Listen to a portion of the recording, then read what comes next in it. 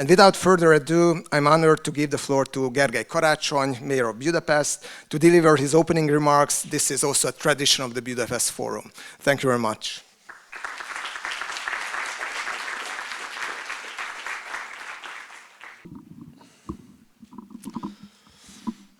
Dear friends, ladies and gentlemen, it is a great honor to welcome you for the 5th time to the Budapest Forum. In 2021, we organized the first forum so that Budapest would not only be linked with the destruction of democracy, but also with the making it stronger. Together with our partners, we wanted a forum to discuss democracy and sustainability openly and seriously.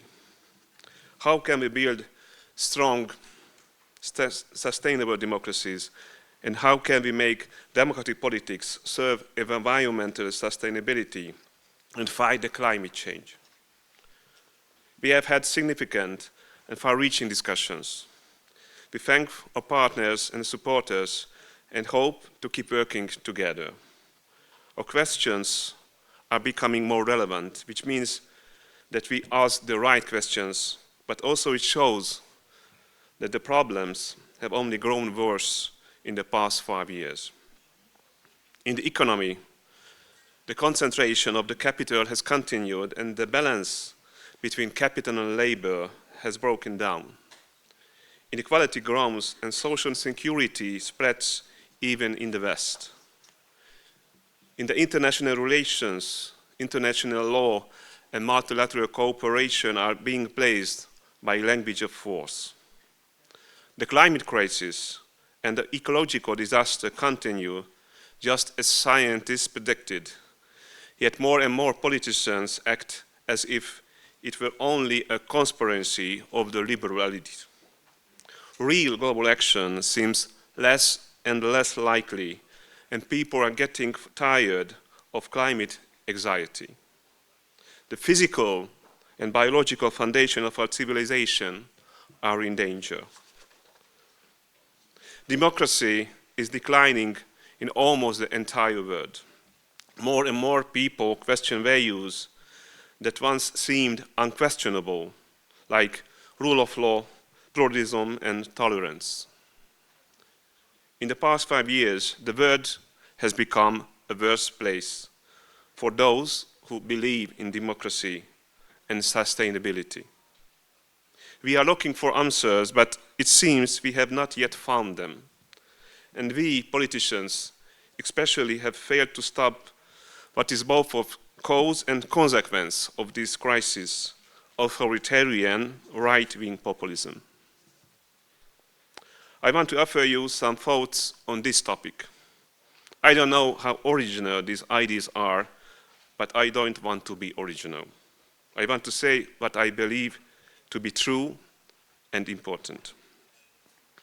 First of all, instead of talking about crisis of democracy, shouldn't we talk about crisis of democratic parties? Instead of rise of right-wing populism, shouldn't we talk about failure of progressive politics?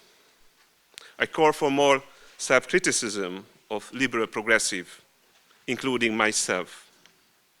The benefits of this approach is that we can focus on things we can really influence, as opposed to things beyond our control. For example, we often talk about how politics changed institutions after winning election. In Hungary too, we talk a lot about these manipulations of power, which the excellent Hungarian researcher Gábor Schering, who will speak here this afternoon, calls the hardware of populism. But to remove the hardware, we must first defeat the software, the narratives that make people support populists. We, progressive politicians, often make 3 mistakes against populism, mainly because we focus too much on the hardware rather than the software. The first, and perhaps the most common mistake, is responding to populism with elitism. Liberal elite criticize populists mainly when they break the existing consensus among political elite. Of course, we need to condemn the breaking of democratic rules, xenophobia, and the questioning the scientific facts. But if we criticize populists mainly because they break old rules, we only support the belief that populists do not belong to the elite, but represent voters against the elite. It is especially true when the contempt for populist politicians also extends to their voters. For most people, democracy doesn't mean abstract institutions, but real representation. Populists become popular because more and more people feel that the traditional elite doesn't represent them. They don't care about their real problems and worries. Elitism cannot be answer to populism. The answer is more likely what the mayor of Istanbul, Ekrem İmamoğlu, calls peopleism, a politics that seeks real solutions to ordinary people's problems.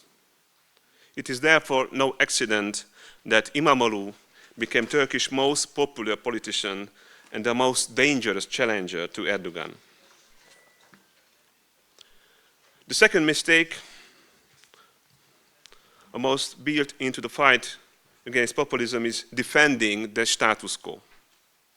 In the most European country, the major political cleavage is between populists on the one hand and the broad coalitions led by centrists or conservatives on the others.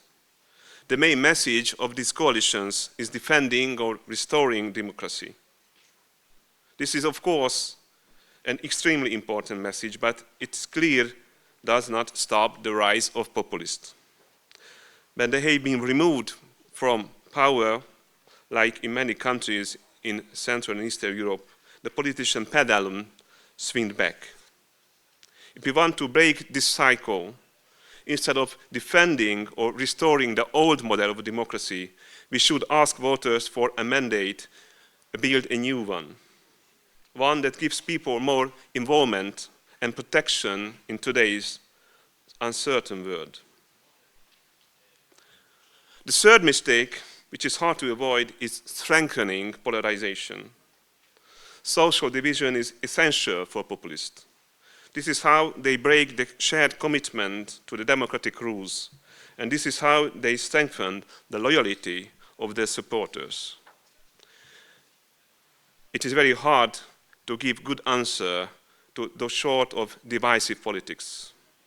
I know from personal experience how hard it is sometimes to resist the pull of hatred, but this is a huge mistake. And even bigger mistake when the progressive side blames the voters of populists too.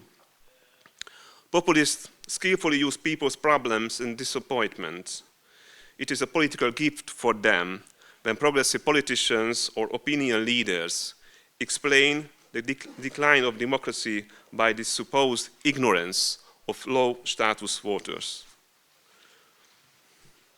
Because of this risk for more polarization, I also find it problematic when you talk about big cities as islands of democracy and rule of law. It is true that big cities have much stronger support for democratic and progressive politics than smaller towns, but it is partly because most big cities can benefit from globalization, and most people living there have fewer reasons for anxiety. And of course, I fully agree that city leaders must stand up for the values of democracy and sustainability, especially when national governments don't. I, myself, did this when, despite government bans and threats, we organized Budapest Pride, the largest political demonstration in Hungary since the regime change. But the image of islands shows division and dominance.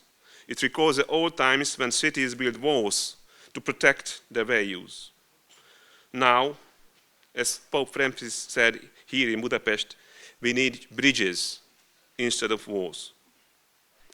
Cities should not keep the values of sustainability and democracy for only themselves. They should create local governance that shows the possibility of a new, more human, more inclusive national model of democracy. At the end of my speech, let me share one idea about what could be the guideline principle of progressive urban politics. A principle that keeps its values but also attracts voters to turn to populist. This is a sense of home, a restoration of the lost homeliness. The American sociologist Ali Rachel Hatfield lived for 5 years in the right-wing community in Louisiana. She wanted to understand the deep story that turned people into loud Trump supporters, even though they gained nothing from his politics.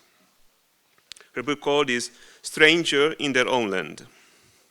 And the answer, they lost faith that hard work could help them rise in life because of factors completely beyond their control. They feel let down and lost the feeling of homeliness. There is a whole library of studies showing that the need for belonging is one of our most basic human needs. Azért vagyunk a világon, hogy valahol otthon legyünk benne.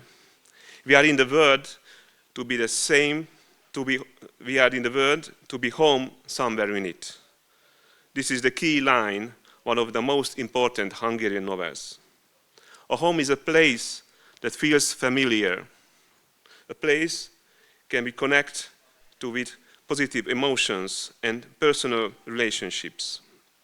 In the same way, a social and political order can feel like home if it provides security and stability, and if it's fair and just.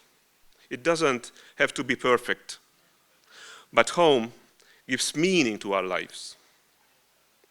A sense of home was the guiding principle behind one of the most successful progressive political projects in the last century, the Swedish welfare state.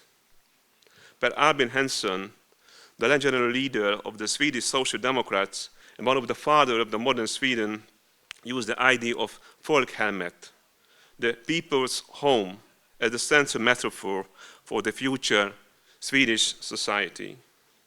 The world-famous Hungarian left-wing philosopher Agnes Heller was also called the philosopher of homeliness. For Heller, home was a shared cultural tradition that gave meaning to life.